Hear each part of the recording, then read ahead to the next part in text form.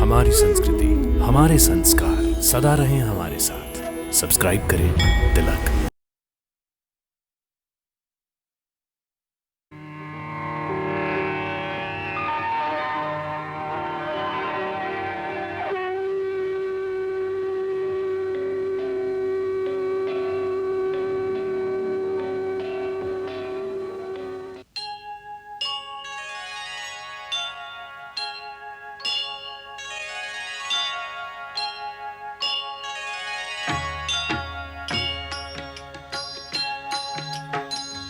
सीताराम चरित अति पावन, मधुर सरस अरु अति मन भावन।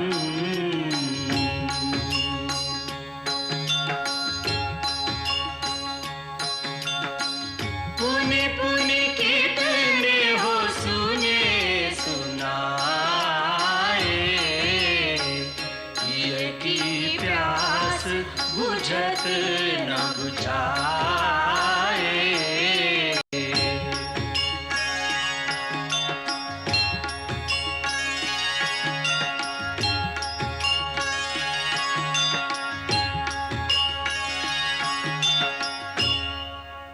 उर्मिला, उर्मिला, उर्मिला, आर्य ने आज राज्यसभा में घोषित कर दिया है कि वो अयोध्या के राज सिंहासन पर नहीं बैठेंगे। उस पर केवल बड़े भाई का अधिकार है। अपने स्वामी के इस धर्माचरण और उनके त्याग पर आज मेरा मस्तक गर्व से ऊंचा हो गया है। आज मैं तुम्हें अपना मुंह दिखाने योग्य हुई। उर्मिला, इतने दिनों तक इस कलंक का बोझ लिए मैं इसलिए तेरे सामने नहीं आई। सुन, आर्य वन जा रहे हैं। हाँ, बड़े भैया, भाभी और लक्ष्मण भैया को लाने। अच्छा, हाँ, सब जाएंगे? सब जाएंगे तो सभी जाएंगे। सारी प्रजा भी उतावली हो रही है। सभी अपने राजा को मनाकर लौटा लाने के लिए साथ जाना चाहती है। और हाँ, आर्य ने नगर में घोषणा भी करा दी है कि जो जाना चाहे साथ चल सकता है। साथ चल सकता है? हाँ, हम भी? अरे हाँ पगले, हम भी। आप साथ जाकर क्या करेंगी? हम वन में कोई भ्रमण के लिए नहीं जा रहे हैं, राम भैया को वापस लाने जा रहे हैं। मैं अपने लिए नहीं कह रही नाथ। उर्मिला की मौन व्यथा को देखकर हृदय कांप जाता है। यदि आप उसे केवल एक बार लक्ष्मण भैया के दर्शन करा देंगे। तुम एक बार दर्शन की बात कर रही हो देवी? मैं लक्ष्मण को अपने साथ ला रहा हूँ। क्या आप लोगों को मेरे लक्ष्य की सफलता में कोई संदेह है? नहीं स्वामी, नहीं। हम तो क्या, सारी अयोध्या आपकी सफलता के लिए प्रभु से प्रार्थना कर रही है। तो बस उर्मिला से कह दो अपने पति के स्वागत की तैयारी करें। अब विरह के दिन समाप्त हो गए। अब श्री राम के राज्याभिषेक का उत्सव मनाने की तैयारी करो। उस समय हम उनके साथ तमसा नदी तक साथ गए थे, तब वो हमारे साथ छल करके हमें सोता हुआ छोड़कर चले गए थे। अब हम राजकुमार भरत के साथ जा रहे हैं। अब कहाँ जाएंगे वो? अब हम उनको और राजकुमार लक्ष्मण और रानी सीता को साथ लेकर ही लौटेंगे। हाँ, तब तक हम तुम्हारे लिए 1.25 मन बतासे के प्रसाद तैयार रखेंगे। हाँ, तू बतासे की प्रसाद तैयार रख, हम अवश्य लेकर लौटेंगे उनको। अरे सुना, श्री रामचंद्र जी को लेने के लिए भरत सेना लेकर वन को जा रहे हैं। हमने भी सुना है। बापू, बापू, राजकुमार भरत श्री राम जी को लेने वन जा रहे हैं। उन्होंने घोषणा की है कि नगर में से जो भी कोई उनके साथ जाना चाहे वो जा सकता है। बापू, मैं भी उनके साथ जाऊं? जा, अवश्य जा। जाकर उनके चरणों में शीश नवाना। अरे उनके तो दर्शन से भी पुण्य होता है रे। बाबू, भाभी, राजकुमारों के साथ राजमाताएं, मंत्री, गुरुदेव, सेनाएं सब जा रहे हैं। उनके लिए रास्ता ठीक करने के लिए कारीगर, यांत्रिक, शिल्पी, पेड़ काटने वाले सब दल बनाकर जा रहे हैं। मुझे भी उस दल के साथ जाने की आज्ञा हुई है। तो सबसे पहले तुम्हें राम जी के दर्शन होंगे ना? हाँ। अरे बिटवा, हमसे तो चला नहीं जाता, नहीं तो तुम्हारे साथ हम अवश्य चलते।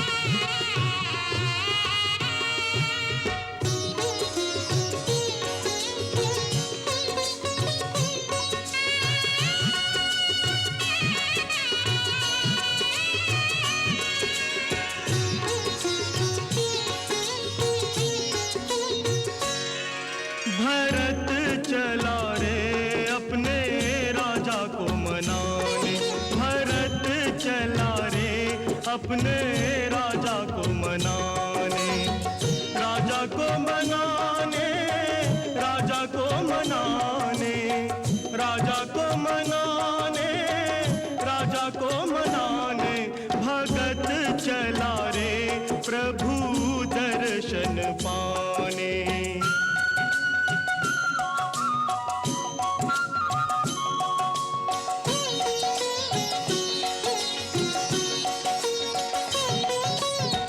राम दर्श की उर अभिलाषा, बोले नयन प्रेम की भाषा।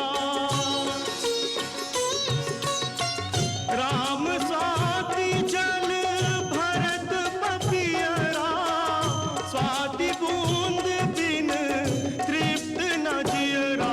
वियोगी चला रे जी की जरन मिटाने।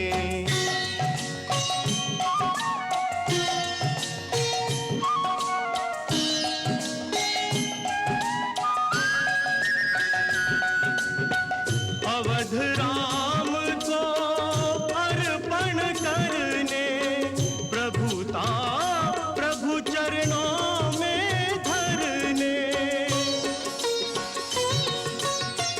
राज तिलक के साज सजा के, माताएं चली संग प्रजा के। राजा का अधिकार राजा को लौटाने, भरत चला रे अपने भैया को मनाने। राजा को मनाने, भैया को मनाने, भरत चला रे अपने राजा को मनाने।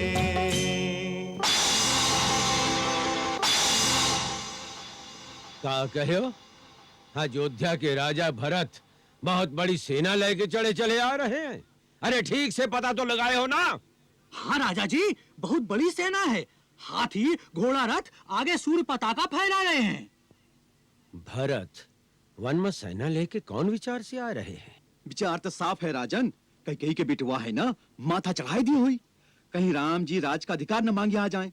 इस समय वो अकेले हैं। राम लखन दोनों भाई का जंगल में मार के आपन निष्कंटक राज करेंगे। अरे हमरे होते हुए राम जी की ओर कोई तिरछी नजर से भी देखे तो ओकर आंख निकाल देंगे हम निषाद है निषाद। हाथी घोड़ा पे बैठ के आए वालन को ठठरियो नसीब ना होई। भरत और होकर सेना के लिए श्रृंगेरपुर को हम जमपुर बना देंगे। राजन, उनकर इतनी बड़ी विशाल सेना के आगे हमार मुट्ठी भर योद्धा कहां तक टक्कर ले सकत हूं? अरे चुप कायर कहीं का, ऐसे नहीं जान प्यारी है तो चूड़ी पहन के घर में बैठ जा। अरे सामना नहीं कर सकेंगे तो अपने राम जी के लिए मर मिट तो सकेंगे। हम निषादों की लाश पर ही पैर रखकर भरत गंगा पार करेगा। जाओ बजा दो युद्ध का नगाड़ा।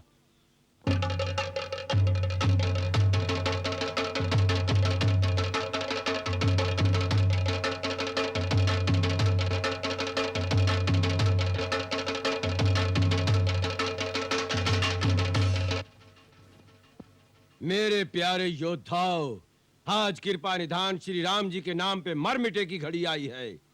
जाना था क्यों? हमरे प्रभु जी तो अयोध्या का राजपाट एक एक क्षण में भरत लाल का दान कर दिए रहे।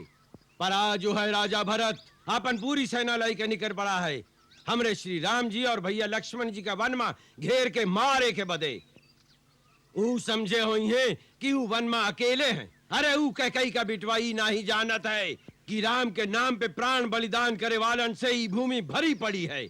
आज बहुत बड़ी परीक्षा की घड़ी आई है।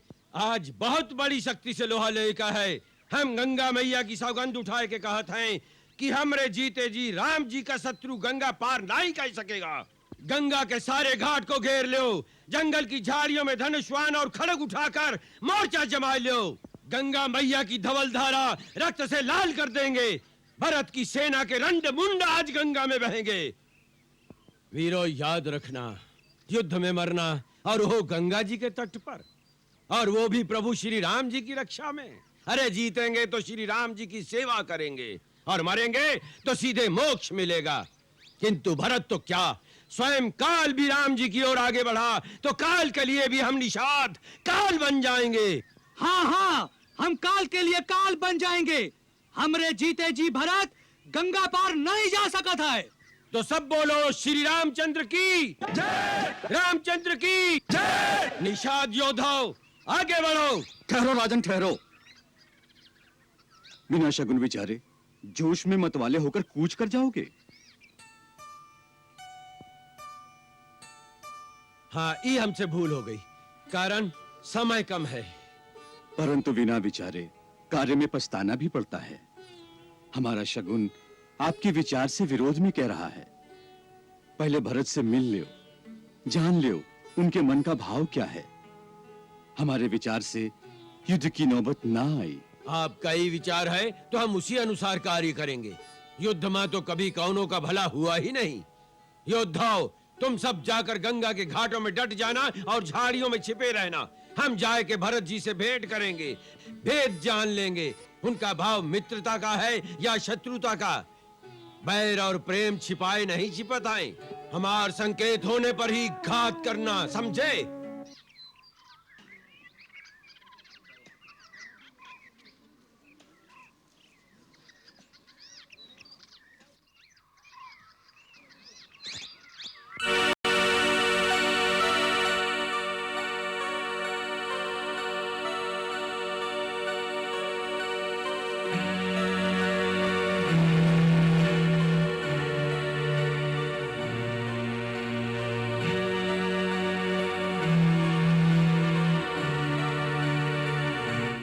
सावधान रहना, कहीं राम का मित्र समझकर पीछे से अकस्मात वार न कर दें। आप चिंता जिन करो राजा जी, अगर किसी ने आप पर आग भी उठाई तो हम वो आंखों निकाल देंगे।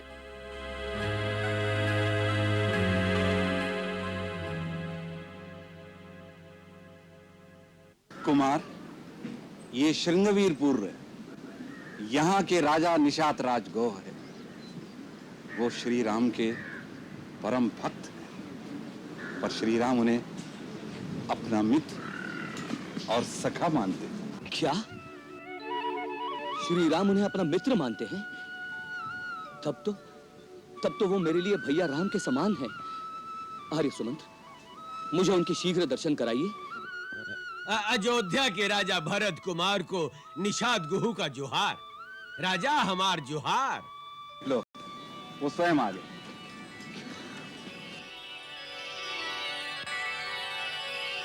जोहार भरत राजा। नहीं निषाद राज, मैं आपकी शरण वंदना करता हूँ। अयोध्या के राजा, आप ही कहाँ कह रहे हो? भैया आपको हृदय से लगाते हैं, आप मुझे अपने गले से लगा लीजिए। मुझे ऐसा ही लगेगा जैसे मेरे राम भैया ने मुझे स्पर्श किया हो।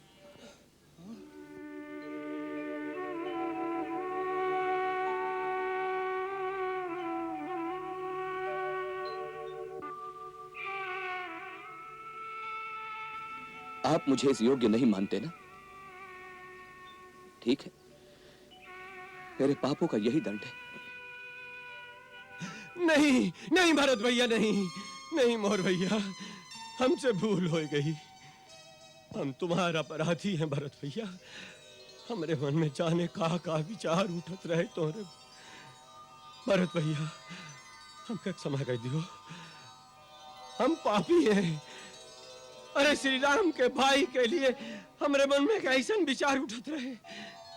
हम बहुत बड़े पापी हैं भरत भैया, हमसे पाप हो गया।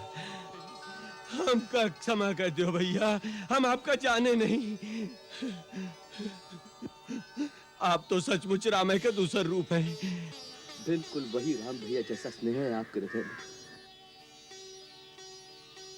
शत्रुघ्न, इनके चरण छू, यही राम भैया से कह के हमें क्षमा दिला सकते हैं। नहीं कुमार, नहीं नहीं। जोहार मंत्री जी, श्री राम जी सच्चे कहत रहे कि हमार भरत बहुत महान है ना? भैया मुझे याद कर रहे थे। हाँ, बहुत बहुत याद करत रहे। घास के बिछौने पे सोए सोए सारी रात आपे की बातें करत रहे। घास के बिछौने पर? भैया घास के बिछौने पर सोए थे? हाँ, वो देखिए, वो जौन वट वृक्ष के नीचे घास का बिछौना है ना, उसी पर भैया राम और मैया सीता पूरी रात सोए रहे।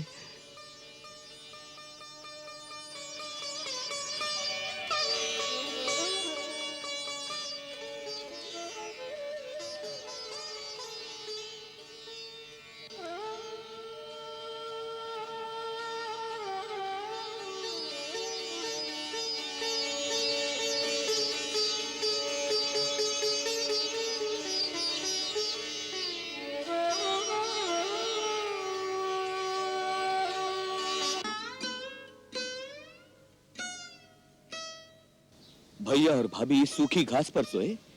हाँ कुमार जी, हमार प्रभु श्री राम ही सोए हुए थे। हमार बिछौना नहीं लिहन और हमार परोसा हुआ भोजनो नहीं खाए, कंद मूल खाए और गंगा जी का जल पी के अपन पेट भर लिया।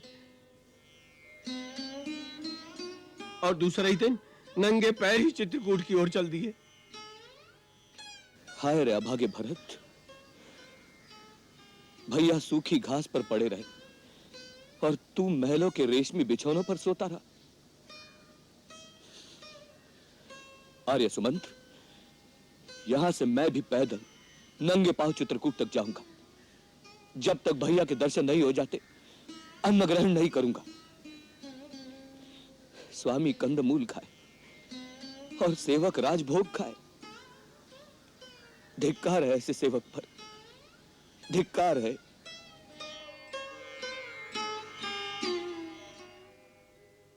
वाह भरत वाह, तेरे जैसा राम भक्त इस संसार में दूसरा नहीं होगा। हमने भरत जैसे महात्मा पर व्यर्थ ही संदेह किया। ऐसा परम त्यागी महात्मा इस धरती पर युगों युगों में जन्म लेता है। इतना विशाल साम्राज्य तिनके के समान त्याग दिया। विधि के खेल निराले हैं। कैकेयी जैसी विशैली बेल पर अमृत जैसा फल कैसे पैदा हुआ? कैकेयी के तो कलंक लगना ही था, जो उसने कुंवरी के बहकावे में आकर के इतने बड़े अनर्थ का कारण बन गई। न जाने विधाता ने कौन से अपनी स्वार्थ सिद्धि के लिए कैकेयी की बुद्धि हर ली। और नहीं तो क्या, क्या वो अपने जाए बेटे को नहीं जानती थी? या वो राम से स्नेह नहीं करती थी? या अपने पति का मंगल नहीं चाहती थी? परंतु इसीलिए तो कहा गया है, जही विधि दारुण दुख देही, ताकि मति पहले हर लेही। अब कितना पछता रही है बेचारी। गंगा तीर पावरी त्यागी, नंगे पाव चला रे बैरागी। सिर भर जाऊं उचित असमोरा, सब ते सेवक धर्म कठोरा। पुण्य प्रयाग ही कीन प्रणामा, पहुँचे भरद्वाज के धामा। जो कुछ भी हुआ उसमें तुम्हारा कोई दोष नहीं, सब विधि का खेल है। तुम अपने मन से ग्लानि को निकाल दो।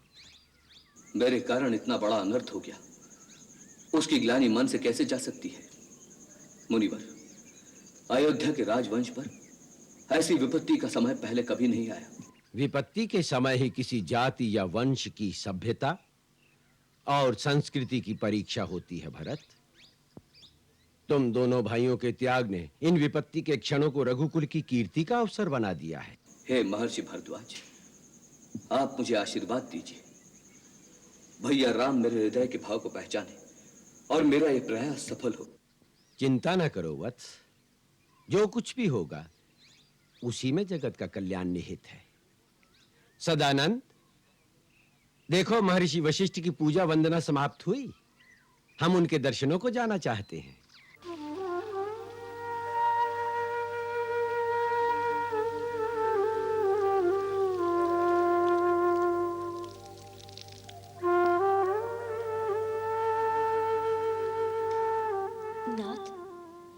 आज मैंने एक बहुत विचित्र सा स्वप्न देखा है। क्या सीते? मैंने देखा जैसे भरत जी समाज सहित यहाँ आए थे। सबके मुख मलिन और मन दुखी लग रहे थे। यह स्वप्न तो शुभ नहीं दिखाई देता। मुझे भरत की चिंता है, वो हमारे विरह में रोगी भी हो सकता है। भाभी, मैं जंगल से लकड़ी लेकर आता हूँ। लक्ष्मण, शीघ्र वापस आना, हम कुछ चिंतित हैं। सीता ने एक दुःस्वप्न देखा है। कैसा स्वप्न भाभी? यही कि भरत दुखी है। उसे काहे का दुख? उसका तो अब तक राज अभिषेक हो गया होगा, राजा बनकर आनंद से रह रहा होगा। तुम उसे नहीं जानते लक्ष्मण। वो मुझे इतना अधिक स्नेह करता है कि उस पगले ने राज्याभिषेक भी रो रो कर कराया होगा, माता और पिताजी की आज्ञा से विवश होकर। भैया, आप सबको अपने जैसा सीधा और सरल समझते हैं। ये लक्ष्मण बचपन से भरत से लड़ाई करता रहता है। उन दोनों में आपके स्नेह के लिए स्पर्धा है ना?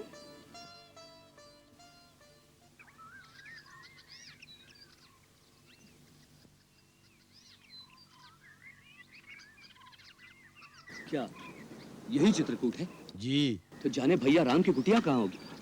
आप चिंता मत करें कुमार, हम मनई भेजे, अभिनय पता लगाए कि आ जाए। कुमार कुमार कुमार, मैंने श्री राम की कुटिया ढूंढ ली है।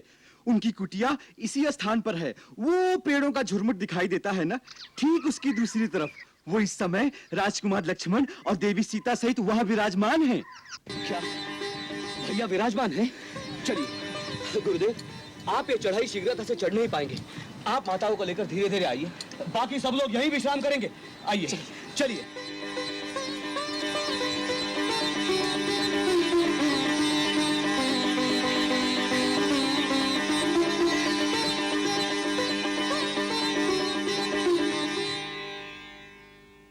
भैया भैया भैया भैया, क्या हुआ लक्ष्मण? आ गया, अपने साथ सेना भी लाया। इन फूलों को छोड़िए भैया, शस्त्र उठाने का समय आ गया है।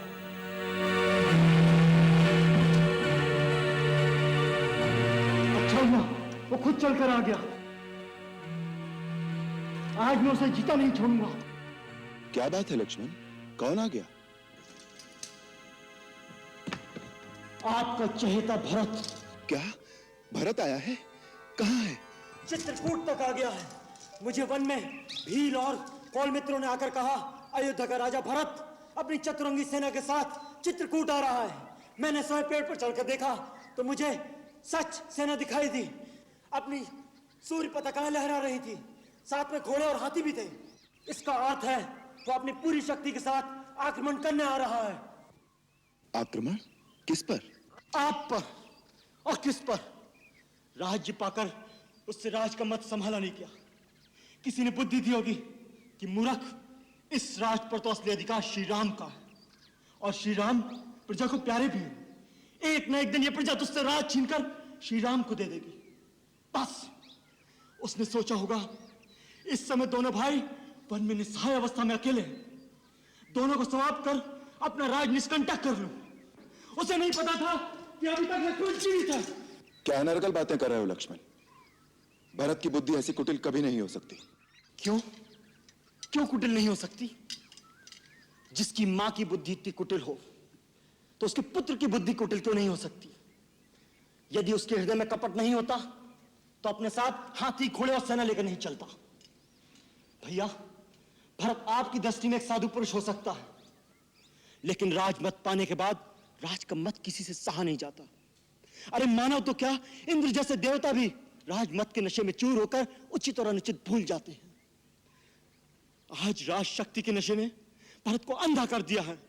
वो आपको निस्सहाय, बेसहारा समझकर आपकी हत्या करने आ रहा है। नहीं लक्ष्मण, नहीं। आपको मेरी सौगंध है भैया, आज मुझे मत रोकिएगा। मैं आपके चरणों की शपथ खाता हूं, यदि मैंने क्षत्रिय कुल में जन्म लिया है और मैं सच्चा रघुवंशी हूं, तो आज वे दोनों रणक्षेत्र में मेरे हाथों मारे जाएंगे। जिस तरह एक सिंह हिरणों के झुंड को कुचल देता है, उसी तरह मैं उसकी चतुरंगनी सेना का नाश कर दूंगा। तभी ये मेरा धनुष धारण करना सार्थक होगा। भैया, यदि आज भगवान शंकर भी उसकी सहायता के लिए आ जाएं, तो मुझे राम की दुहाई है, मैं भरत को जीता नहीं छोड़ूंगा।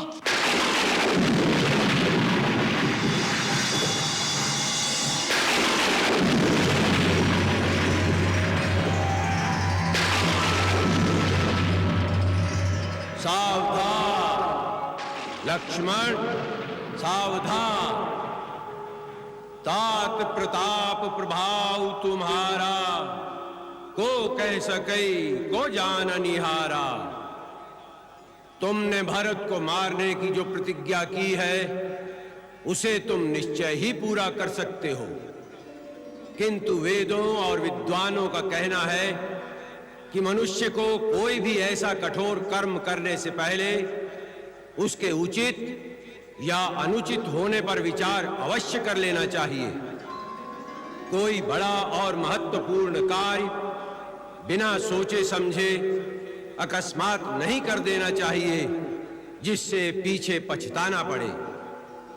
इसलिए उचित अथवा अनुचित की बात सोचकर और इसका परिणाम क्या हो सकता है, इसका विचार करके ही युद्ध के लिए धनुष उठाओ, क्योंकि युद्ध में सर्वदा हानि अधिक होती है, लाभ कम होता है।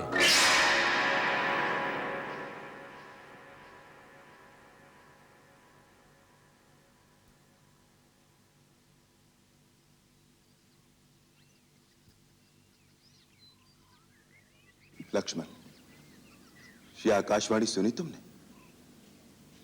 जो उचित और अनुचित का भली भांति विचार किए बिना किसी काम को जल्दी में करते हैं, वो पीछे पछताते हैं। मुझे तुम्हारी वीरता पर और तुम्हारे पराक्रम पर किंचित भी संदेह नहीं है। तुम क्रोध के आवेश में भरत को अवश्य मार सकते हो, परंतु जब तुम्हें पता लगेगा कि भरत पर तुम्हारा संदेह मिथ्या था, तो क्या फिर उसे जीवित भी कर सकोगे? परंतु भैया, जो आंखों से दिख रहा है उसे आप संदेह कह रहे हैं? कभी कभी आंखों से देखा हुआ भी सत्य नहीं होता। राजपद का प्रमाद साधारण मानव को हो सकता है, इंद्र जैसे देवता को भी हो सकता है, परंतु भरत का स्थान देवताओं से भी ऊंचा है। वो एक महामानव के रूप में महानता की परिसीमा है। जिस प्रकार खटाई की एक बूंद से क्षीर सागर का दूध नहीं फट सकता, उसी प्रकार अयोध्या तो क्या, त्रिलोक का राज्य भी भरत को दे दिया जाए तो भी उसे राजमत नहीं हो सकता। आपके इसी साधुपने में हमने अपने हाथ में आया हुआ राज छोड़ दिया। सारी प्रजा आपके साथ थी। आपका एक संकेत होता तो प्रजा महाराज को आपका राज अभिषेक करने में विवश कर देती, और प्रजा के बल पर मैं अपने पिता का वचन झूठा कर देता। लक्ष्मण, पिता और पुत्र का नाता प्रजा के मतामत से निर्धारित नहीं होता। इसी प्रकार भाई और भाई के बीच फैसले तलवार से नहीं किए जाते। भरत को मारकर जिस राज्य की तुम कल्पना कर रहे हो, तनिक सोचो कि उसका परिणाम क्या होगा। यदि अपने भाई ही ना रहें तो राज्य के सुख भोग में क्या आनंद मिलेगा। यदि मेरे सुख में तुम तीनों भाइयों का भाग ना हो तो वो सुख मेरे लिए विष के समान है। और यदि तुम्हें राज्य की लालसा है तो मैं तुम्हारी शपथ खाकर कहता हूं लक्ष्मण, मेरे एक संकेत मात्र से भरत वो राज्य तुम्हें दे देगा। नहीं भैया नहीं, मुझे राज की अभिलाषा नहीं। परंतु यदि भरत के मन में पाप हुआ तो, यदि उसने प्रहार किया तो उसी को प्रहार करने दो। वो हमारा राजा है। हम अपने राजा के सामने शस्त्र नहीं उठाएंगे। भैया,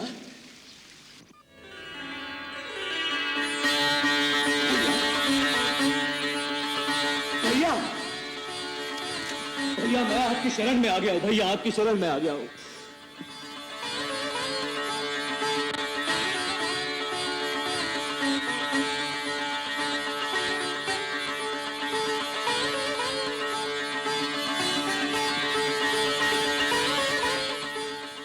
भरत,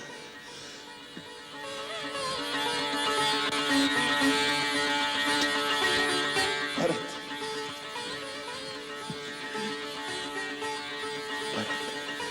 मेरे भाई,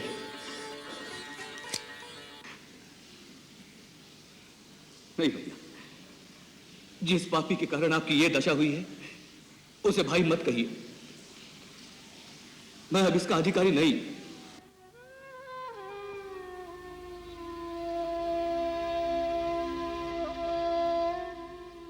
भाभी, भाभी, भाभी मुझे क्षमा कर दीजिए। भाभी,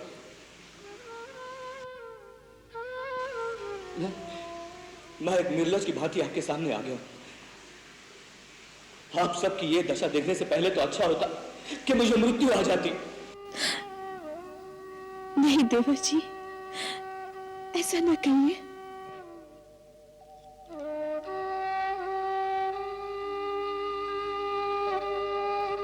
प्रणाम भैया, प्रणाम।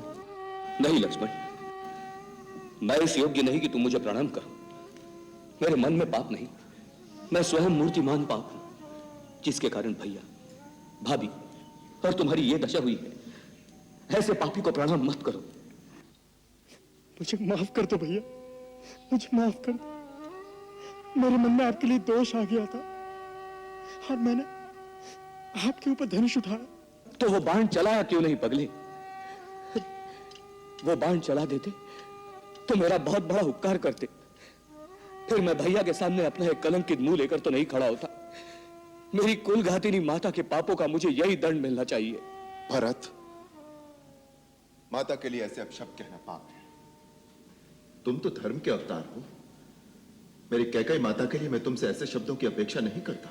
भैया, इस परिस्थिति में मेरी बुद्धि मारी गई है। मेरे सब दोष क्षमा कर दो। मैं अपने पापों का प्रायश्चित करने ही तो आपकी शरण में आया हूं। धीरज से काम लो भरत। भैया,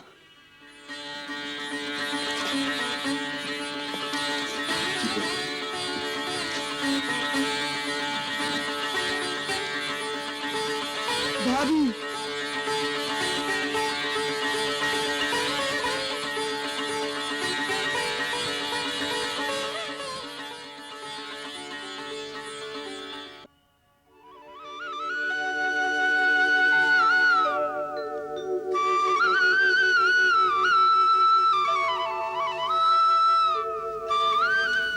प्रणाम हरे सुमंत्र। चिरंजीवी हो, यशस्वी हो। कैसे हो सका? प्रभु, आपके दर्शन पाकर सारे संताप मिट गए। प्रभु, आप हमें तमसा नदी पर छोड़कर चले आए थे, हम यहाँ भी चले आए। बहुत अच्छा किया भाई।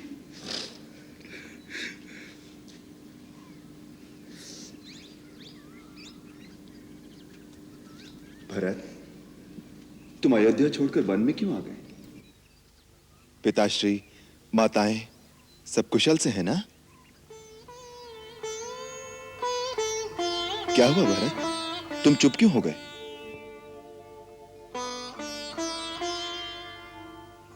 बोलो भरत। भैया, बोलो भरत। पिताश्री। कहो भरत, पिताश्री कैसे हैं? मेरे हृदय में संशय उठ रहे हैं।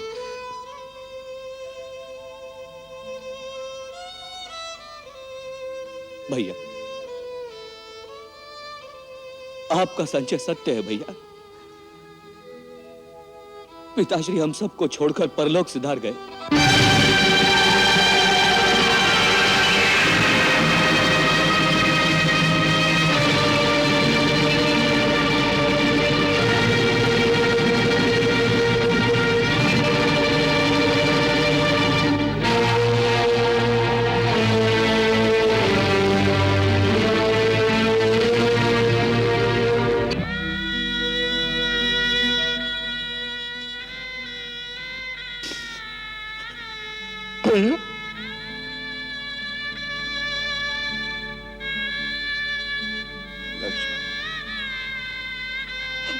अनाथ हो गए भैया, हम अनाथ हो गए भैया, हम अनाथ हो गए।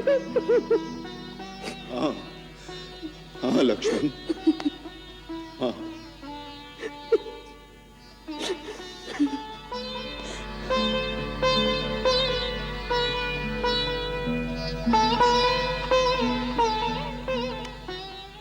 लक्ष्मण, राम, धीरज से काम लो। गुरुदेव और माताएं भी हमारे साथ आए हैं। माताएं आई हैं? हाँ। गुरुदेव आए हैं? हाँ।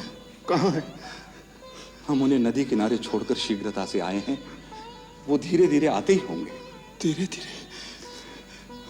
लक्ष्मण, सीते,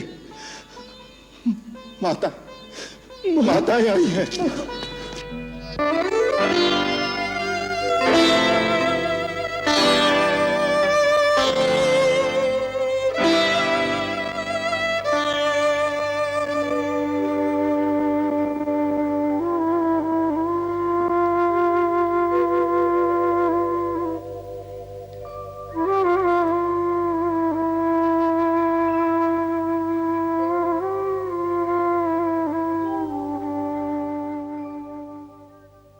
आयुष्मान भव।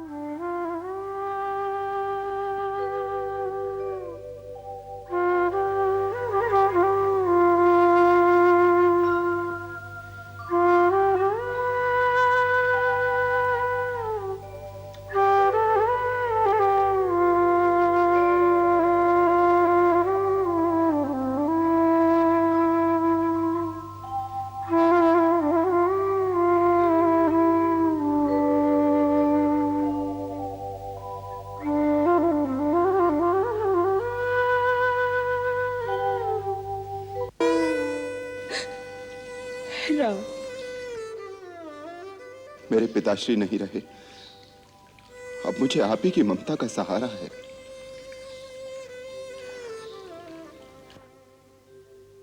मुझे क्षमा कर दो, इन सारे दुखों की जड़ मैं हूं। नहीं माता, इसका कारण है काल, धर्म और विधाता। इसमें आपका कोई दोष नहीं।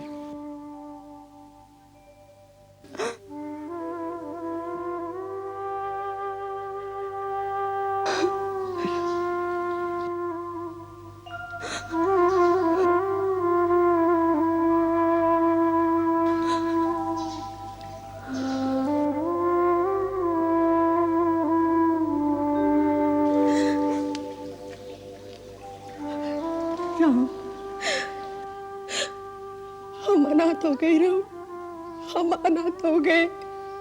नहीं मां, आपके तो 4-4 पुत्र हैं, आप क्यों रोती हैं? अनाथ तो मैं हो गया।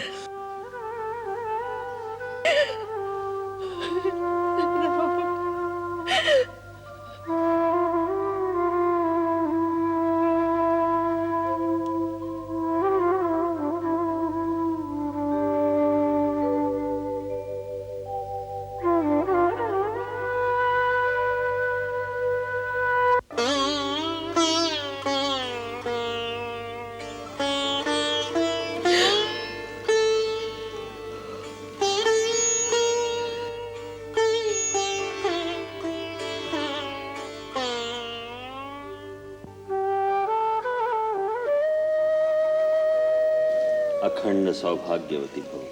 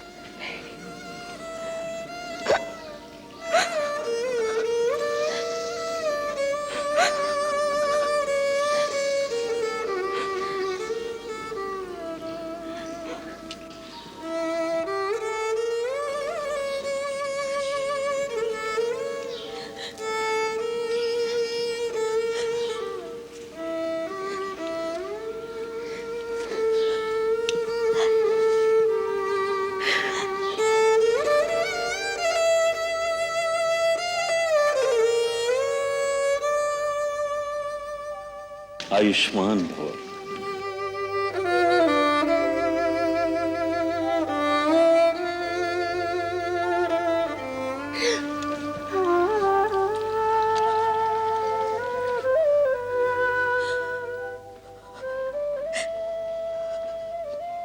मां,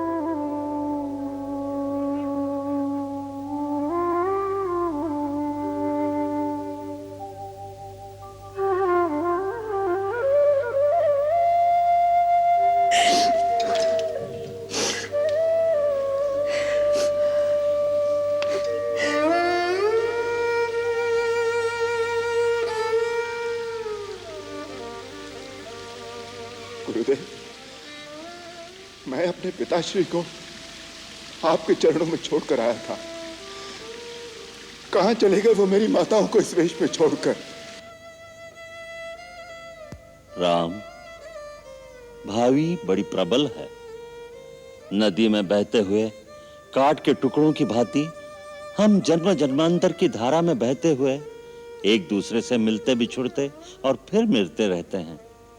यह मिलना बिछुड़ना अनिवार्य है, इसलिए बुद्धिमान इसका शोक नहीं करते। इस समय तुम्हें दिवंगत आत्मा के प्रति एक पुत्र का कर्तव्य पूरा करना चाहिए। पुत्र का धर्म है अपने जनक के जीते जी उसकी सेवा और रक्षा करना, और मृत्यु उपरांत उन्हें सद्गति में पहुंचाना।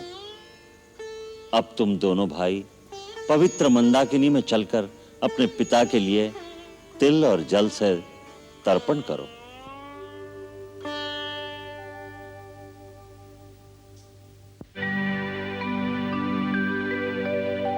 हे पुण्यात्मा, तृप्त करें हम तुम्हें तिलांजलि द्वारा। आत्म शांति के लिए दुग्ध की जल में डाली धारा। सानुज श्रद्धा सुमन चढ़ा कर नत है राम तुम्हारा।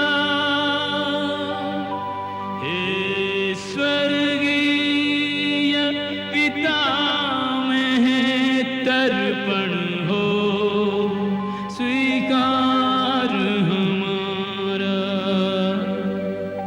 हे स्वर्गीय पिता में तर्पण हो स्वीकार हमारा।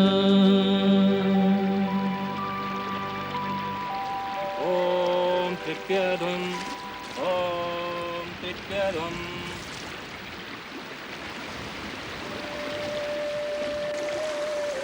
हे पिताश्री, आप जिस लोक में हैं, मेरा प्रणाम आप तक पहुंचे। हे महात्मा, मेरे मानसिक संकल्प से आपका कल्याण हो और आपका आशीर्वाद हमें प्राप्त हो।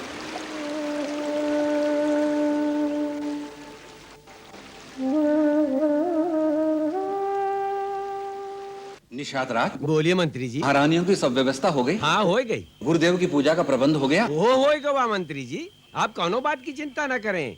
हम जो आपके सेवक हैं, अरे आपो जाके आराम करें, सब प्रबंध हो जाएगा। अरे ए माता दीन, अरे तुम लोग कहाँ मर एक धीरे धीरे हाथ चला रहे। चला उठाओ वहां से, चल उठा जल्दी, चला चला चला वो उठा, दूसरा उठा, चल हाथ। राम, लक्ष्मण, राजा हो या रंक, सभी मानव अपने अपने कर्मानुसार इस मृत्युलोक में आते हैं और अपने भाग्यानुसार सुख दुख का भोग पूरा करके परलोक में चले जाते हैं। यही विधि का विधान है। हानि लाभ, जीवन मरण, यश अपयश विधि हाथ। सब विधि के हाथ में है, तो मनुष्य के हाथ में क्या है गुरुदेव? कर्म। कर्म ही मनुष्य के हाथ में है, उसी से तो वो अपना भाग्य बनाता है।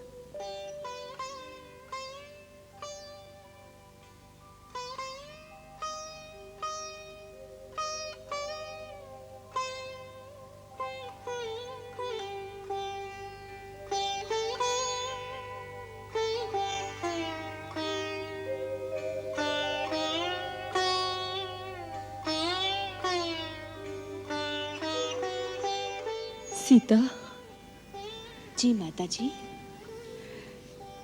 भरत ने कहा था मुझे दंड देने का अधिकार केवल राम को ही है।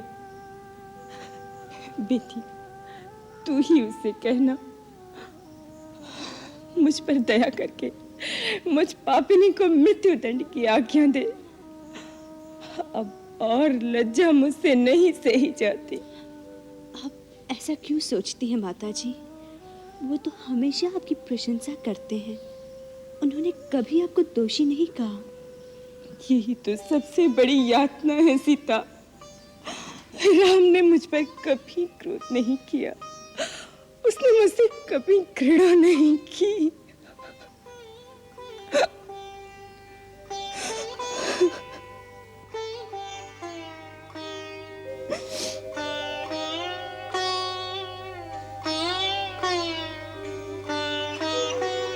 आर्य सुमंत, मैं इस चिंता में हूं, राम भैया से अयोध्या चलने की बात कौन करेगा, किससे कहूं? कुमार, आप और किसी का सहारा क्यों ढूंढ रहे हैं? स्वयं कहिए, वो आपकी बात नहीं टालेंगे। परंतु मैं तो उनका सेवक हूं। सेवक अपने स्वामी को आज्ञा कैसे दे सकता है?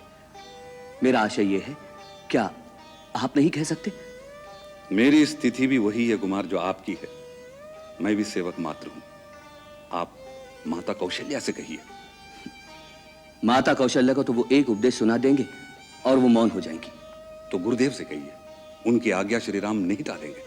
हाँ, ये ठीक है।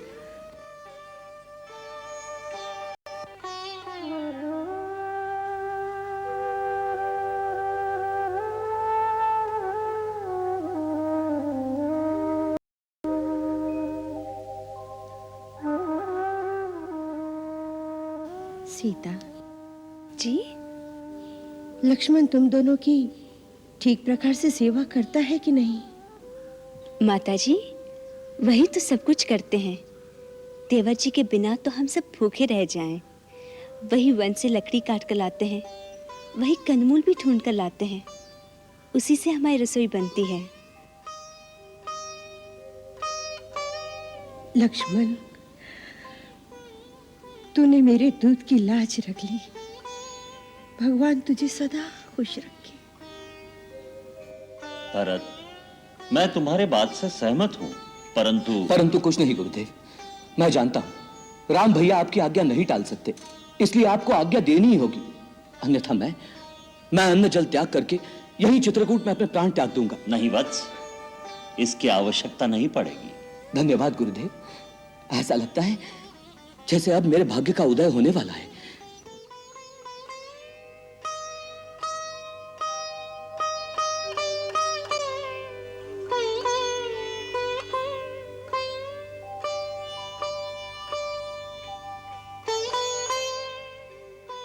सीता। जी माता जी। राम मुझे कभी याद भी करता है? माता जी, आपने ऐसे क्यों पूछा? वो बड़ा निर्मोही है ना, भावना से कर्तव्य को ही ऊंचा मानता है। माता जी, आपकी तो वो ऐसे पूजा करते हैं जैसे माता भवानी की। उन्होंने आते समय पिताश्री से कुछ नहीं मांगा, केवल इतना ही मांगा था कि मेरी माता बहुत दुखी है, उन पर स्नेह और कृपा बनाए रखेगा। वो मन से सन्यासी है, फिर भी उसे सबका ध्यान रहता है।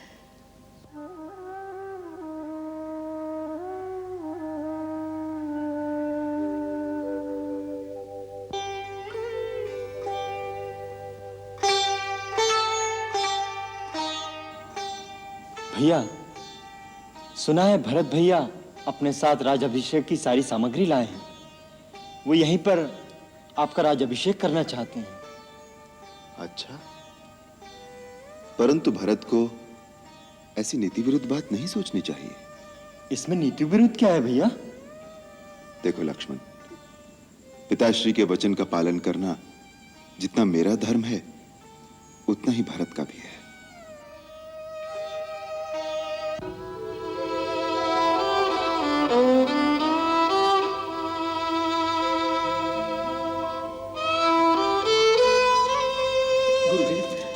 वो नहीं माने, राम भैया नहीं माने। क्या नहीं माने वत्स? उनका भाव जानने के लिए मैंने लक्ष्मण द्वारा उनको सूचना दी थी कि हम उनका राज्याभिषेक यहीं करना चाहते हैं, परंतु उन्होंने कह दिया भरत ऐसी नीति विरुद्ध बात कभी सोच ही नहीं सकता। पिता के वचन का पालन करना जितना मेरा धर्म है उतना ही भरत का भी। गुरुदेव आप मेरे लिए कुछ कीजिए, मैं मर जाऊंगा। आप राम भैया को आज्ञा दीजिए। भरत, तुम्हारे प्रेम की पराकाष्ठा देखकर वशिष्ठ का मन भी विचलित हो रहा है, तो क्या राम पर उसका प्रभाव नहीं पड़ेगा? लगता है तुम्हारे निश्चल प्रेम की धारा में तीनों लोग बह जाएंगे। सच गुरुदेव, मेरे राम भैया भी? हाँ, तेरे राम भैया भी। यदि मानव के हृदय से सच्ची पुकार निकले तो स्वयं भगवान को भी अपने नियम तोड़ देने पड़ते हैं। कल सवेरे हम सभा बुलाएंगे, उसमें सब निर्णय हो जाएगा। गुरुदेव,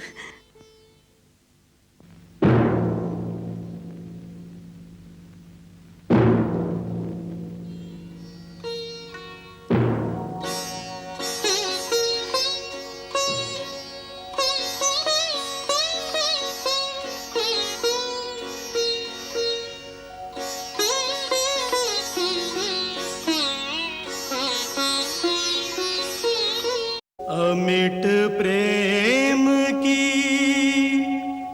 अमर कहानी,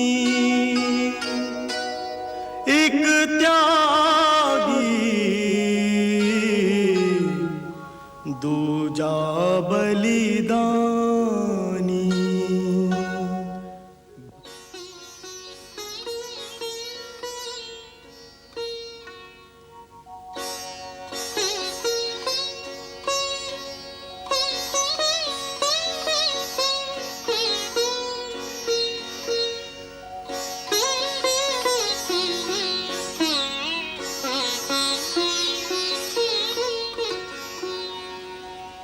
हे राम, तुम धर्म, नीति और ज्ञान के भंडार हो।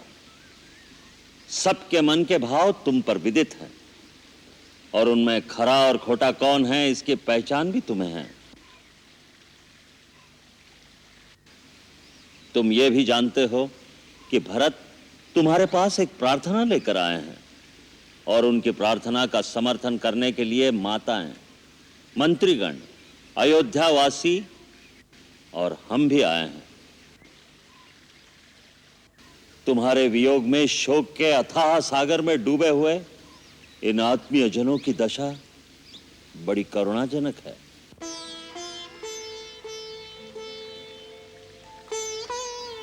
तुम तो करुणा निधान हो, अब इनका दुख कैसे दूर हो उसका कोई उपाय तुम्हें अवश्य करना चाहिए। यही हम सबकी तुमसे प्रार्थना है। हे पूज्यवर, हमारे कुल में गुरु की आज्ञा का पालन करना परम धर्म माना गया है। उसी में सबका हित निहित है। इसलिए आप जो भी आज्ञा देंगे सभी उसका पालन करेंगे।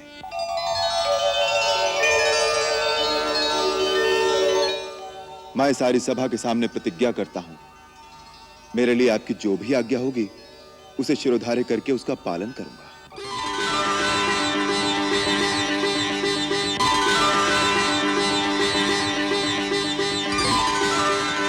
अब आप ही साधुमत, लोकमत, राजनीति और वेद शास्त्रों में कहे गए धर्म के अनुसार जो सबसे उत्तम उपाय हो उसी के अनुसार आज्ञा दीजिए।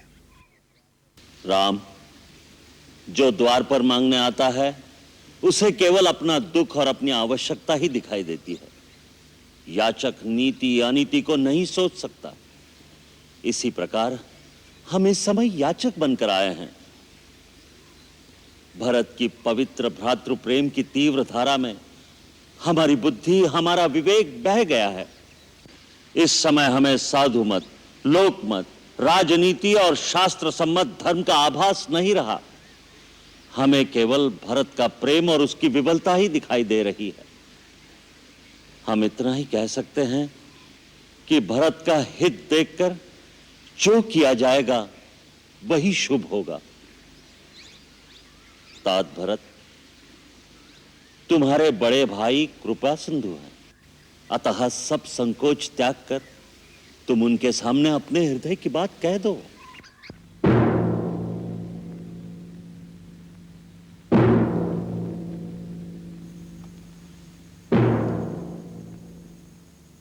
परम पूज्य गुरुदेव,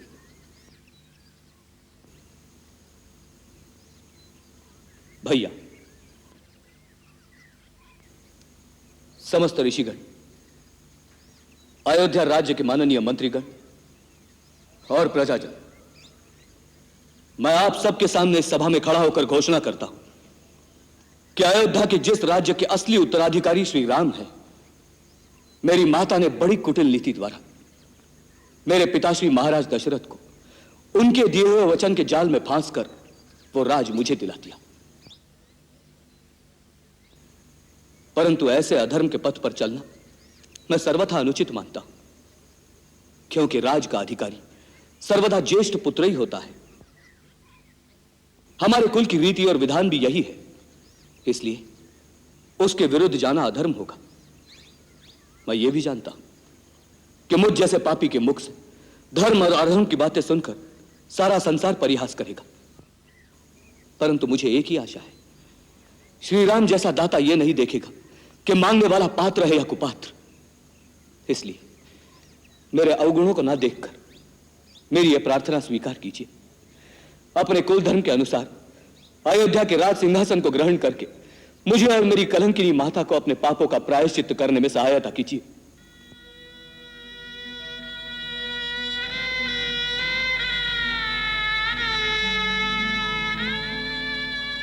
तात, तुम अपने हृदय में व्यर्थ ग्लानि कर रहे हो। मैं भगवान शंकर को साक्षी करके कहता हूं कि तीनों काल और तीनों लोकों में तुम जैसा धर्मात्मा पुरुष ना हुआ है और ना होगा। तुम पर कुटिलता का आरोप लगाना महापाप है। भरत, तुम्हारे जैसे महात्मा का नाम स्मरण करने से ही पाप, प्रपंच और समस्त अमंगल मिट जाते हैं। माता कैकेयी को भी वही मूर्ख दोष देंगे जिन्हें गुरु से सच्चा ज्ञान प्राप्त नहीं हुआ।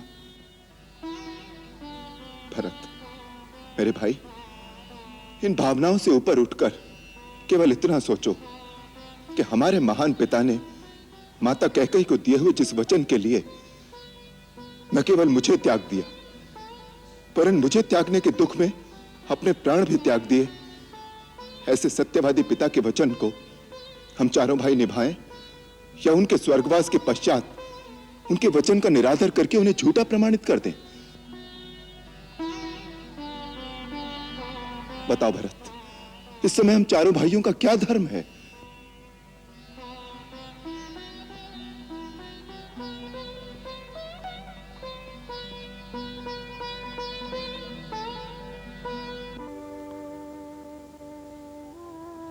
राम,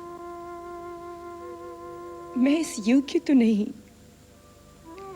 किंतु आज सबके सामने मैं तुमसे क्षमा मांगती हूँ। मुझे क्षमा कर दो राम।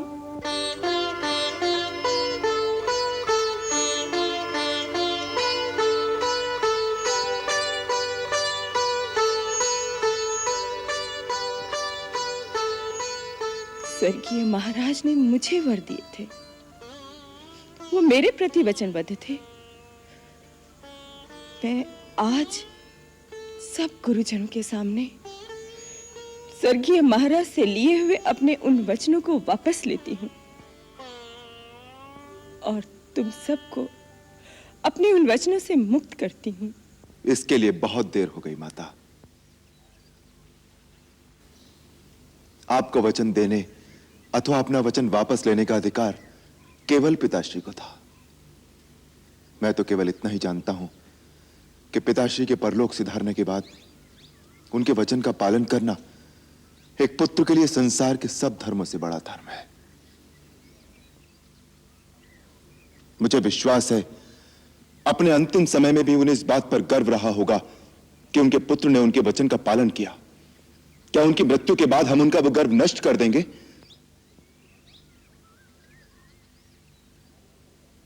भरत, हमारे पिता जाने से पहले यह आज्ञा दे गए हैं कि एक पुत्र वन में रहे तथा दूसरा राजा बने। उनकी इस आज्ञा का पालन करना ही हम सबका धर्म है। ठीक है, अगर यही धर्म है तो मैं 14 वर्ष वन में रहता हूं, परंतु आप अयोध्या लौट जाइए। धर्म व्यापार नहीं होता भरत, जो वस्तुओं का अदल बदल कर लिया जाए। धर्म अति कठोर और व्यक्तिगत होता है। यदि हर प्राणी अपना कर्तव्य एक दूसरे के कंधे पर डाल दे तो इस सृष्टि में अनाचार फैल जाएगा। तुम राजा होकर ऐसे अनाचार की बात सोचते हो तो इसका प्रभाव प्रजा के साधारण मनुष्यों पर क्या पड़ेगा? ये बात कहते हुए तुमने उचित अनुचित का विचार नहीं किया मेरे भाई। भैया भैया, इस समय मुझे उचित अनुचित कुछ नहीं सूझ रहा। बस मुझे एक ही बात का भरोसा है, मेरे भैया का मुझ पर इतना स्नेह है कि बचपन में भी जब कभी मैं खेल में हार जाता था तो वो मेरे लिए झूठ बोलकर भी मुझे जिता देते थे। आज भी उसी स्नेह को याद करके मैं अपने स्नेही भैया से ये बात कहने का साहस कर रहा हूं कि आज भी आप उचित अनुचित का विचार त्याग कर मुझे जिता देंगे। भैया भैया, मैं आपका वही छोटा सा भरत हूं भैया। तुम्हारे लिए तो मैं आज भी झूठ बोलने का पाप कर सकता हूं, क्योंकि उसमें केवल पाप का दंड मुझे ही भोगना होगा। परंतु तुम मुझसे वो कार्य करने को कह रहे हो जिससे हमारे पिताश्री का वचन झूठा हो जाएगा।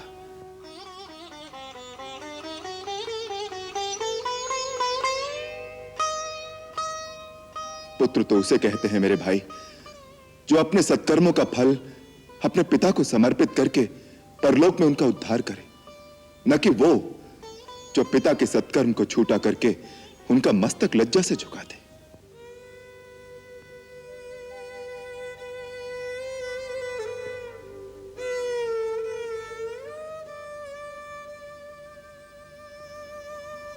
तो ठीक है भैया, आप अपना कर्तव्य निभाइए, मैं अपना धर्म निभाता हूं। मैं भी इसी पर्णकुटी के सामने कुशा बिछाकर अन्न जल ग्रहण किए बिना तब तक बैठा रहूंगा जब तक इसका निर्णय नहीं हो जाता कि श्री राम को भरत प्यारा है या नहीं। नहीं तो इन्हीं चरणों में प्राण दे दूंगा। नहीं नहीं भरत, नहीं।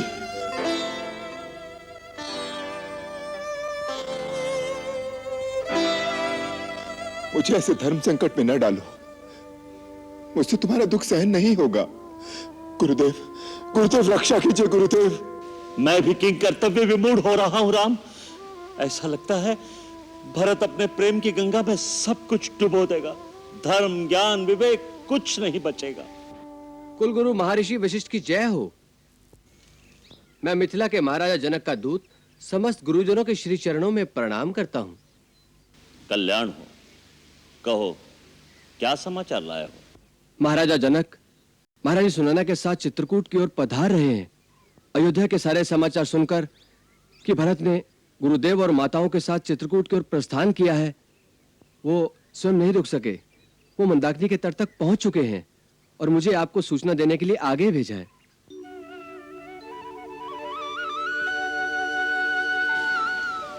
यह अति आनंददायक सूचना है। महाराज जनक के आने से हमारा भार हल्का हो गया। विदयराज निष्पक्ष रूप से हमारी समस्या सुलझा देंगे।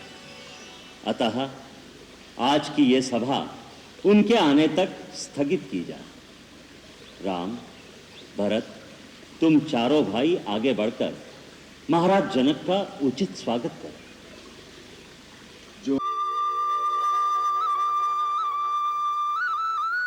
चरण वंदना गुरुदेव। कल्याण हो विदयराज, आपका आगमन शुभ है। चिरंजीव हो।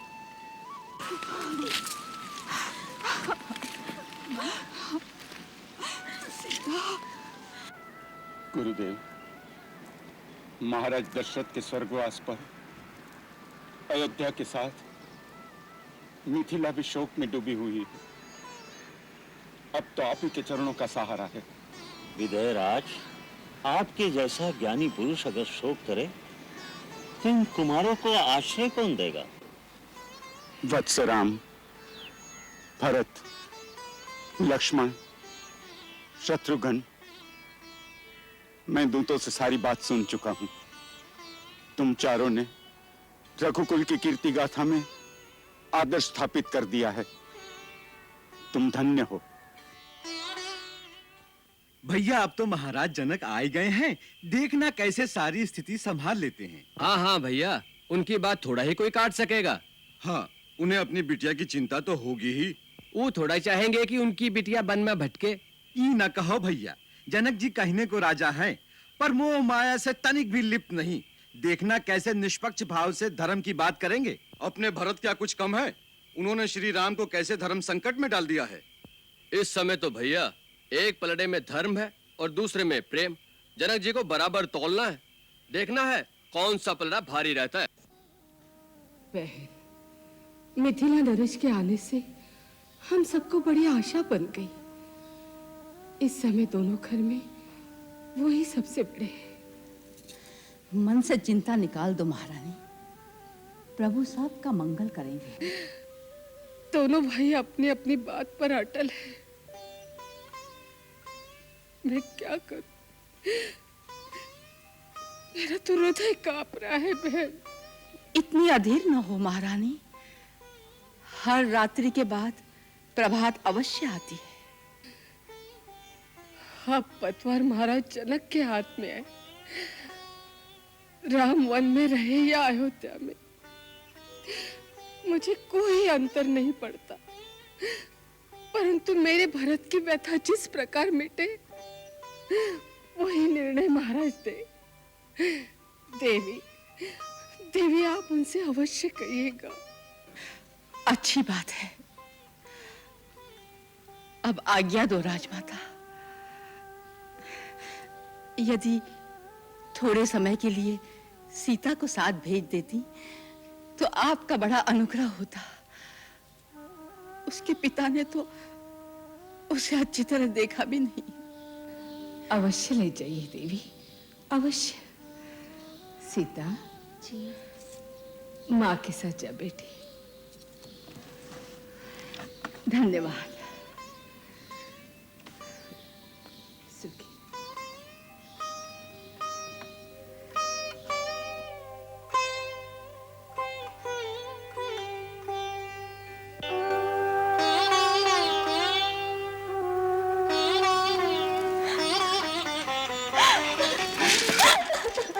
बेटी, पुत्री, सीता,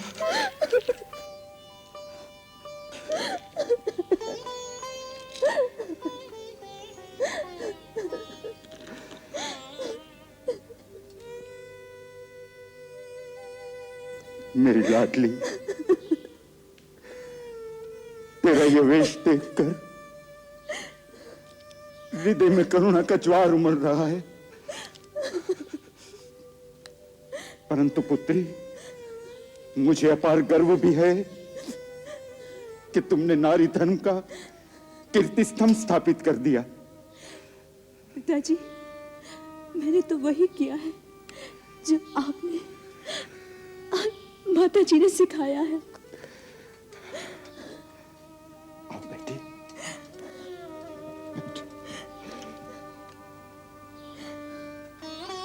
वैदेही, तुमने तिरहुत और अगत दोनों को पवित्र कर दिया। तुमने दोनों कुलों की कीर्ति बढ़ा दी। तुमने माता पिता के मस्तक गर्व से ऊंचे कर दिए। देव नदी गंगा केवल 3 पथों पर प्रवाहित होती है,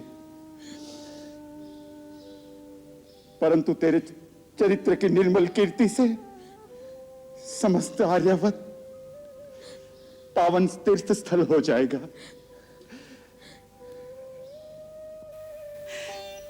सुनिए, महारानी कौशल्या कुमार भरत के लिए अत्यंत अधीर हो रही हैं। सब आप पर आस लगाए बैठे हैं। जहां मुनि वशिष्ठ जैसे ब्रह्मज्ञानी हार मान गए हैं, उसका समाधान जनक कैसे कर सकेगा? आप अवश्य समाधान कर सकेंगे महाराज। राजमाता कौशल्या, दोनों रानियां और अयोध्यावासी केवल भरत की चिंता करते हैं। रानी, भरत प्रेम की सीमा है तो राम धर्म कर्म की मर्यादा। राज्य की लालसा के लिए तो युद्ध होते हैं, होते रहेंगे, परंतु त्याग और प्रेम का यह अनोखा युद्ध मानव की महानता का प्रतीक है, जिसे देवता भी अवाक होकर देख रहे होंगे। देखना है कल की सभा में भगवान आशुतोष कर्तव्य और प्रेम का संतुलन रखकर सबके कल्याण का कौन सा मार्ग निकालते हैं। भगवान ही सब संभाल लेंगे। माँ, आज की सभा में भैया की प्रतिक्रिया देखकर मैं डर गया हूं। अब आपको ही मेरी सहायता करनी होगी। आप भैया को आज्ञा दीजिए, उनसे कहिए जैसे भरत कहता है वैसे ही करे। यदि आप सचमुच मुझे अपना पुत्र मानती हैं, तो कल की सभा में आपको यह कहना ही पड़ेगा। यही बात यदि राम ने भी कही कि मुझे अपना पुत्र मानती हो तो मेरी बात का समर्थन करो, तो दो पुत्रों के बीच बटी हुई मां किसका साथ देगी? तो ठीक है, आप उसका साथ दीजिए जिसकी बात न्याय संगत हो, जिसकी बात आपको अच्छी लगे। अच्छी लगना एक बात है और न्याय संगत होना दूसरी बात है। भरत, कई बार जो न्याय संगत होता है उससे मन को बहुत पीड़ा देता है। मुझे शब्दों के जाल में ना उलझाओ माता। आप एक बात का निर्णय दीजिए कि आज की सभा में मेरी मांग न्याय संगत नहीं थी। जो कुछ मैंने कहा, क्या उसमें कोई दोष था? नहीं नहीं, कोई दोष नहीं था। तुम्हारे तो निर्मल हृदय से निकली हुई पुकार थी। तो आप उनसे कहिए कि वो मेरी पुकार सुने।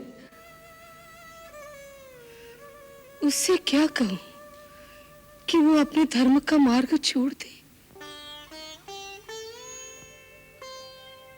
मैं तुम दोनों का धर्म युद्ध देख देख कर आत्मविभोर हो रही थी। एक ओर भावना, दूसरी ओर कर्तव्य। तुम्हारी भावना का प्रभाव इतना प्रबल था कि साधारण मानो तो क्या, स्वयं मुनि वशिष्ठ भी उसमें एक बार बह गए।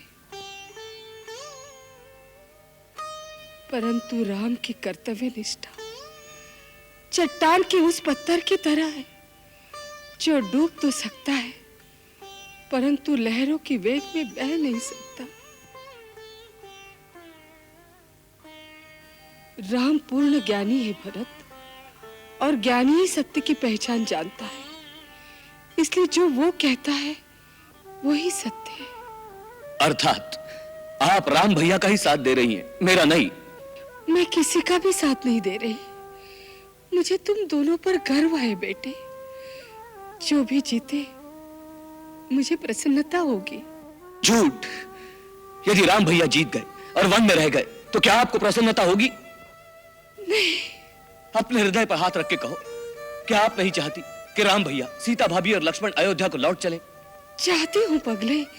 यदि मेरे प्राण देकर भी ये संभव हो सके तो उन्हें अयोध्या ले जाने के लिए मैं अपने प्राण भी दे दूं। और आप ये भी जानती, यदि आप आज्ञा देते कि राम कोई भी तर्क किए बिना अयोध्या लौट चलो, तो उन्हें मानना ही पड़ेगा। हाँ, जानती हूँ। तो फिर क्यों यह आज्ञा नहीं देती हो माँ? क्यों यह आज्ञा नहीं देती हो? इसलिए कि माँ स्वार्थी नहीं होती।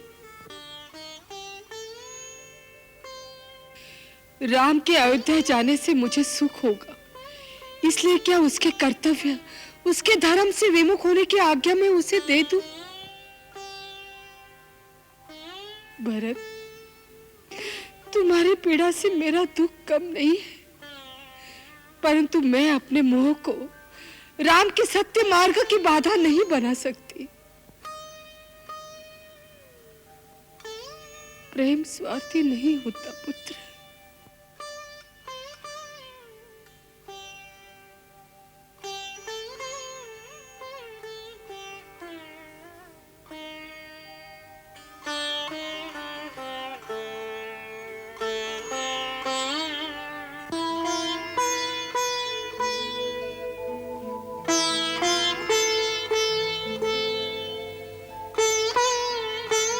मां,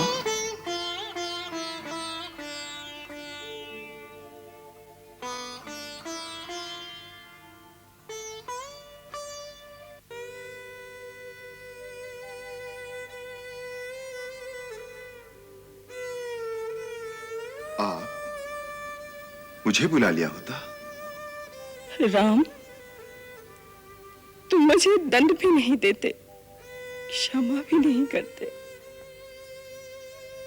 मैं तो आपको दोषी ही नहीं मानता। तो क्या मानते हो? अपनी मां। अगर तुम मुझे सचमुच अपनी मां मानते हो तो मां की आज्ञा मानो और लौट चलो मेरे साथ अयोध्या।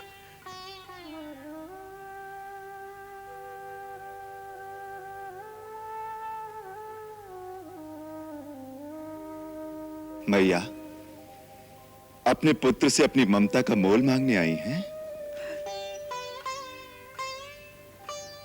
माता, यदि आपकी ममता का यही मोल है कि मैं जिसे धर्म मानता हूं उसका त्याग कर दूं, आप जिस रघुकुल की शोभा हैं उसकी कीर्ति में पिता का वचन भंग करके कलंक लगा दूं, तो कहिए, मुझे आपके चरणों की सौगंध है, मैं इसी समय अयोध्या लौट जाऊंगा।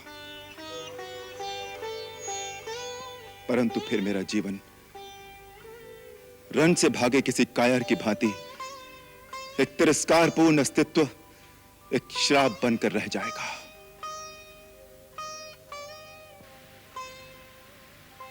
फिर भी यदि आपकी यही आज्ञा हो तो कहिए।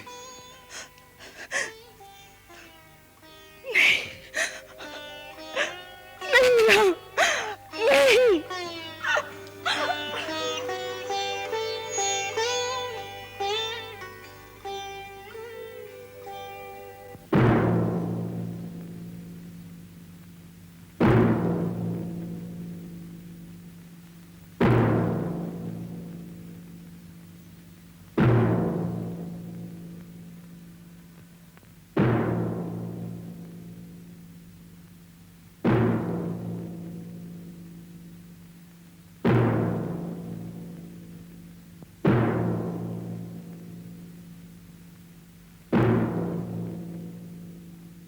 महाराज जनक, जैसा आपको विदित हो चुका है, अयोध्या का राज परिवार इस समय एक धर्म संकट में फंस गया है। ऐसे समय में आपका आगमन सर्वतः मंगल सूचक है। इससे हम सबको धैर्य बन गया है कि आप अपने ज्ञान और विवेक से हमारा मार्गदर्शन करेंगे। एक ओर राम की मर्यादा है और दूसरी ओर भरत का प्रेम। इन दोनों में जीत किसकी हो? आप इस समय दोनों परिवारों में सबसे श्रेष्ठ हैं। इसलिए हम सब ने एक मत होकर निश्चय कर लिया है कि आप जैसा निर्णय करेंगे सभी लोग उसका पालन करेंगे। नाथ, हमारे लिए अब पिताश्री के स्थान पर आप ही हैं। आप धर्म के पूर्ण ज्ञाता हैं, इसीलिए मुझे विश्वास है कि आप मेरे धर्म की रक्षा करेंगे। मुझे अपना सेवक समझकर आप जो आज्ञा देंगे मैं उसे पूरा करूंगा।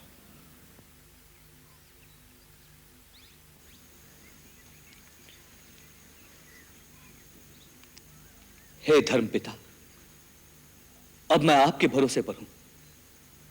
आप एक पिता की भांति मुझे अधर्म से बचाएंगे। आप एक राजा भी हैं और एक ऋषि भी, इसीलिए निष्पक्ष भाव से आप मेरे हृदय के प्रेम को जानकर मेरा न्याय करेंगे। मैंने श्रीराम भैया के राज्याभिषेक की पूरी सामग्री आपके सामने रख दी है। यदि न्याय मेरे पक्ष में है तो इसी समय सबके सामने श्री राम भैया का राज्याभिषेक किया जाए। यही अपेक्षा लेकर मैं अपने आप को आपकी आज्ञा के अधीन करता हूं।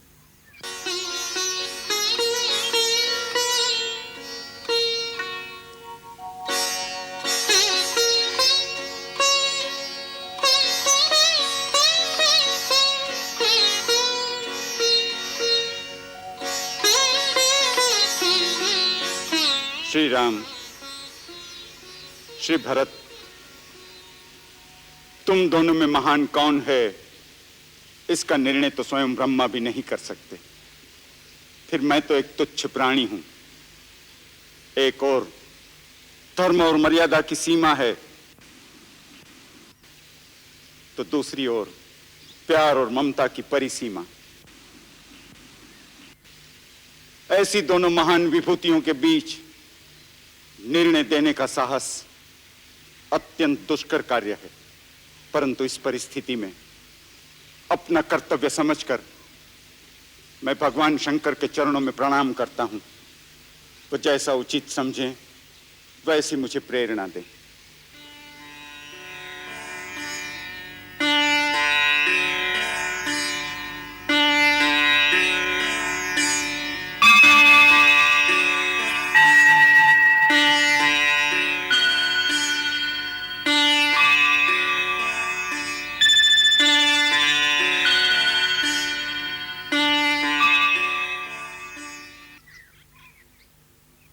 हे राम, अपने धर्म पर तुम्हारी दृढ़ता देखकर इस समय देवता भी तुम्हारी वंदना कर रहे हैं।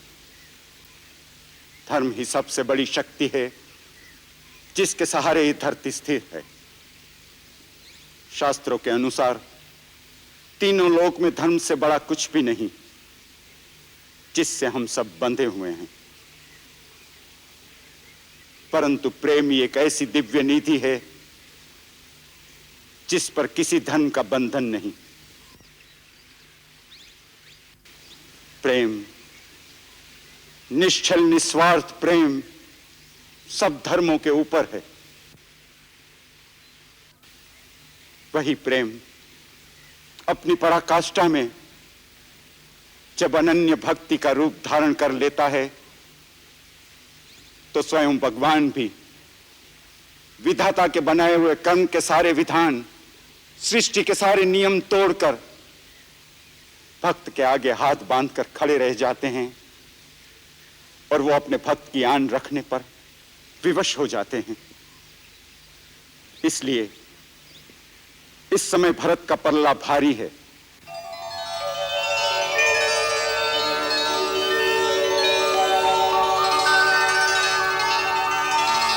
राम, भरत का प्रेम निश्चल निस्वार्थ है और वो तुम्हारा अनन्य भक्त है। तुम्हारे प्रेम की जीत हुई भरत।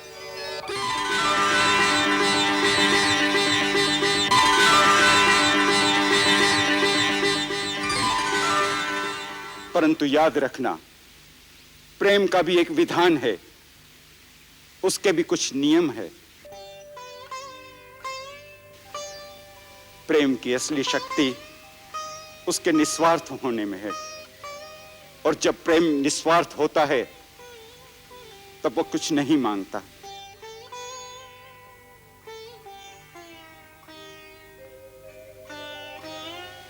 अपने प्रेमी को कुछ देना चाहता है, उसका सुख, उसकी प्रसन्नता के लिए वो सब कुछ लुटा देना चाहता है। इसलिए इस समय तुम यही निर्णय करो कि तुम अपने राम के लिए क्या दे सकते हो। प्राणों से बड़ी कोई वस्तु नहीं होती महाराज। मैं श्री राम के लिए अपने प्राण दे सकता हूं। प्राण देना सरल काम है, किंतु अपनी प्रेमी के लिए कभी कभी जीना कठिन होता है।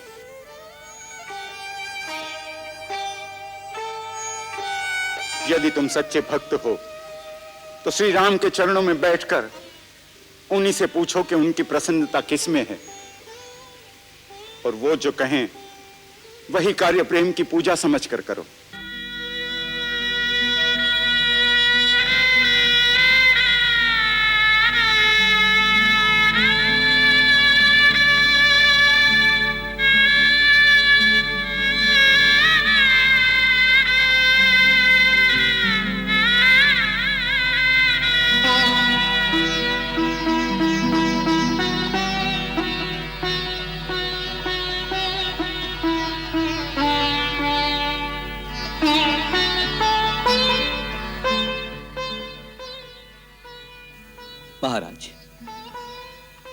आपने मेरी आंखों से स्वार्थ के सब पर्दे हटा दिए। अब तक मैं केवल अपने कर्तव्य, अपनी कीर्ति की बात सोचता था और उसे प्रेम समझता था। फिर भी आपने मुझे जिताकर मुझे भक्ति का दान दिया है। मैं जन्म जन्मांतर तक आपके इस उपकार का ऋणी रहूंगा।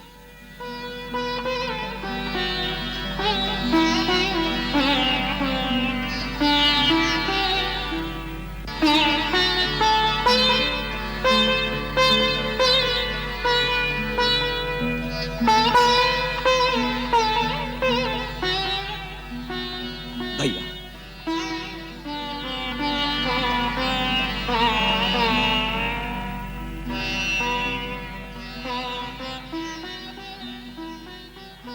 भैया आज्ञा दो, मुझे क्या करना है?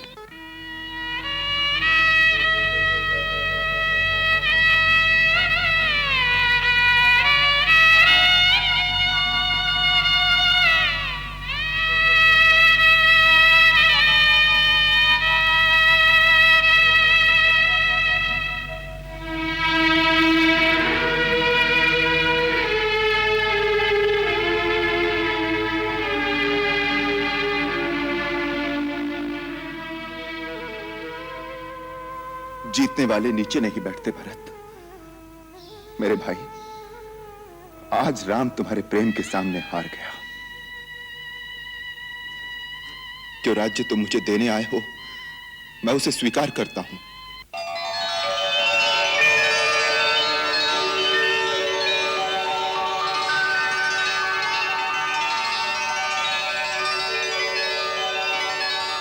परंतु पिताश्री का वचन भी झूठा ना हो, इसलिए मेरी तुमसे एक प्रार्थना है। 14 वर्ष तक मेरे स्थान पर तुम उस राज्यभार को संभालो।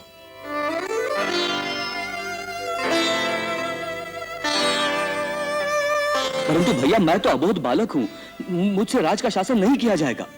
गुरुदेव, आर्य सुमंत्र और अन्य मंत्रीगण उसमें तुम्हारी सहायता करेंगे। गुरुदेव की आज्ञा से सारे कार्य करोगे तो कठिनाई नहीं होगी। सारे कार्य सुगमता से होते रहेंगे और 14 वर्ष बाद आकर मैं अपना राज्य तुमसे ले लूंगा।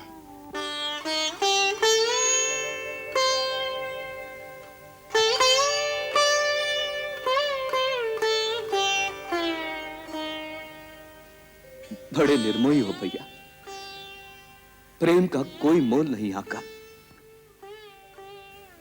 प्रेम किया है तो बिन मोल बिक जाओ। अच्छा, तो बिक जाता हूं। शायद 14 वर्ष का बिछोही मेरे पापों का प्रायश्चित कर दे। परंतु एक बात याद रखना भैया, 14 वर्ष के बाद यदि आपने आने में एक दिन की भी देरी की तो इन चरणों की कसम खाकर कहता हूं, आप अपने भरत की चिता जलती देखेंगे। नहीं भरत, नहीं।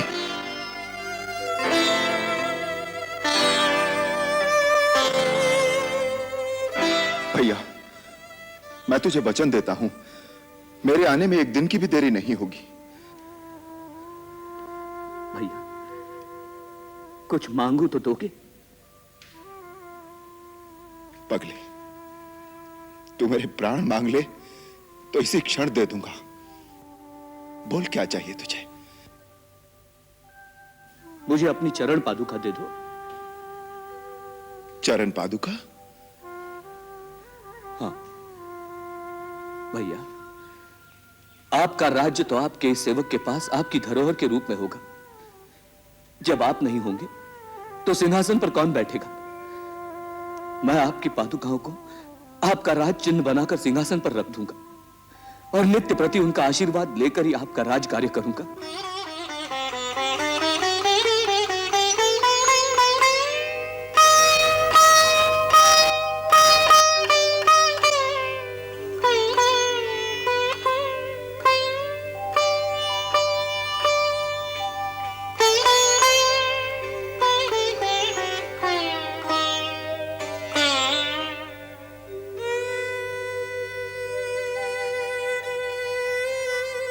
लक्ष्मण,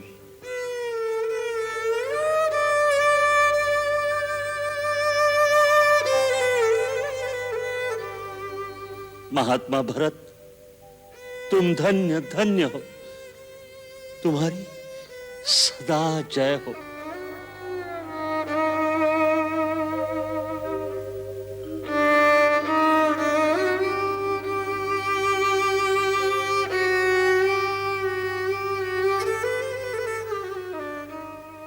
भैया, एक बार अपने चरण इन पर रख दीजिए।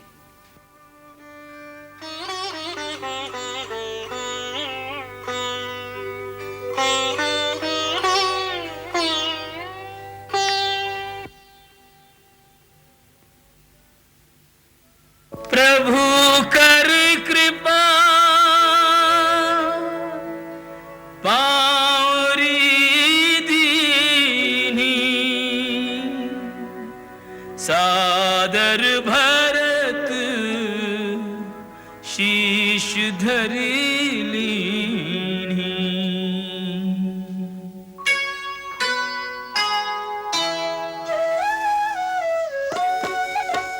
राम भक्त ले चला रे राम की निशानी, राम भक्त ले चला रे राम की निशानी। शीश पर खड़ा हूँ अखियों में पानी, राम भक्त ले चला रे राम की निशानी। राम भक्त ले चला रे राम की निशानी।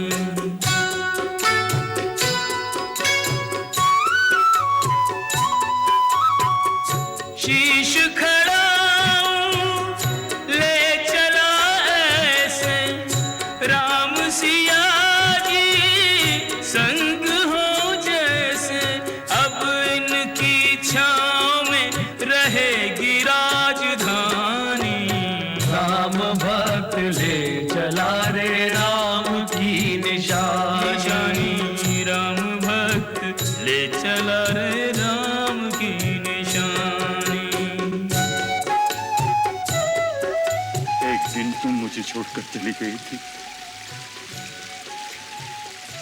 आज मैं तुझे छोड़कर जा रहा हूँ।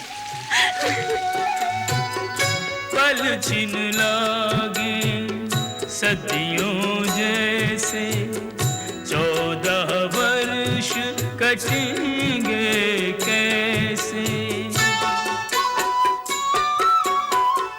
जाने समय क्या खेल रचेगा, कौन मरेगा कौन बचेगा। कब्र मिलन के फूल खिलेंगे, नदिया के दो फूल मिलेंगे। जी करता है यहीं बस जाएं, हिल मिल 14 वर्ष बिताएं। राम बिन कठिन है एक घड़ी बितानी, राम भक्त ले चला रे राम की निशानी। राम भक्त ले चला रे राम की निशानी।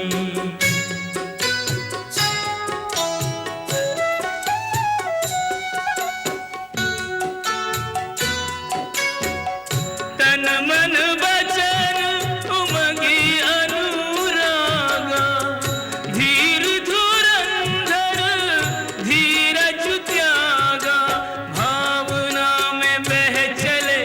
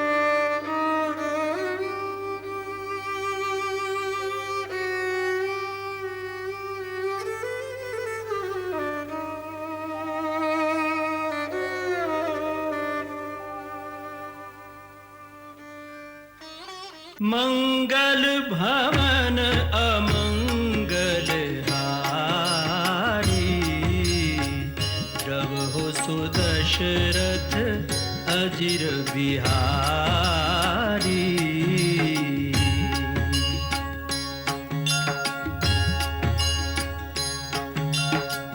सीताराम चरित अति पावन, मधुर सरस अरु अति मन भावन।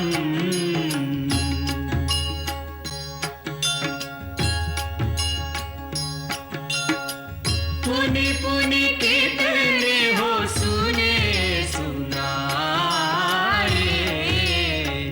हिय की प्यास बुझत न